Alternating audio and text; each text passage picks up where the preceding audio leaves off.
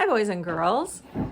This is our first story for August, and you know what August means? It is almost time for back to school. Hard to believe, isn't it? This story is called Playing Possum. This animal right here is called a possum. They are also sometimes called opossums. We've had them in our backyard before. They're pretty common. You can find them in Glendale Heights. They come out at night. It says, Alfred was born a possum. And when a possum feels nervous, it freezes and pretends to be dead. This was unfortunate for Alfred. He was a very nervous possum.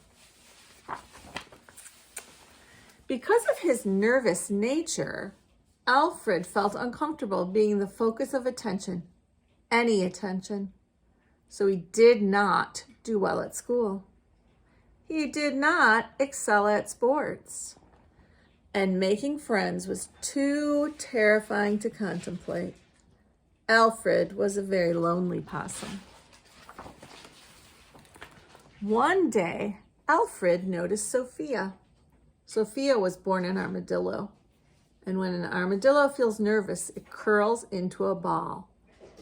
Meeting someone new can be scary. So Alfred played dead, and Sophia curled up. After a while, they both felt calmer. Alfred unfroze, and Sophia unfurled. And as they stared at each other, they realized they had something in common. Something that was the same about both of them. When they were together, knowing this made them feel safe. When Sophia curled up, Alfred just waited. When Alfred froze, Sophia just waited.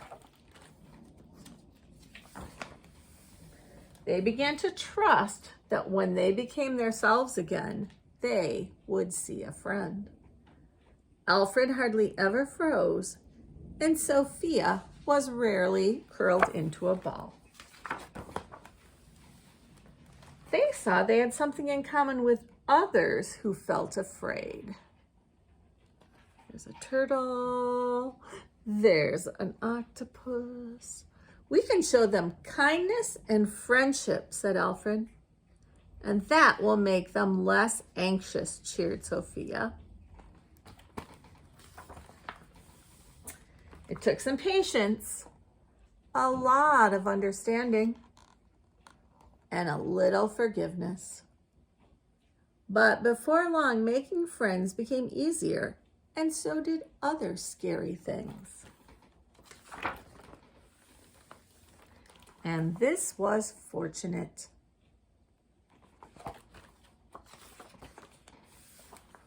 For everyone.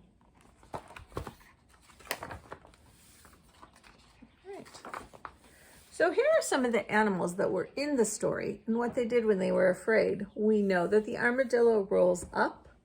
This is a chameleon, and when a chameleon feels anxious, it changes color to blend into its surroundings. This is called a fainting goat. And when a fainting goat is afraid, it falls over like it fainted. I've actually seen these goats because my father used to have them. This is a hedgehog. If a hedgehog feels afraid, it rolls its prickly body into a tight ball, much like the armadillo. Here's an octopus. When it's scared, an octopus releases dark ink from the sacs located beneath its gills, concealing itself from its enemies. Squids do that too. Opossum, when it feels nervous or threatened, an opossum will freeze and play dead. When a porcupine is alarmed, it puffs out its long, sharp quills to appear larger and less vulnerable. This is a pufferfish.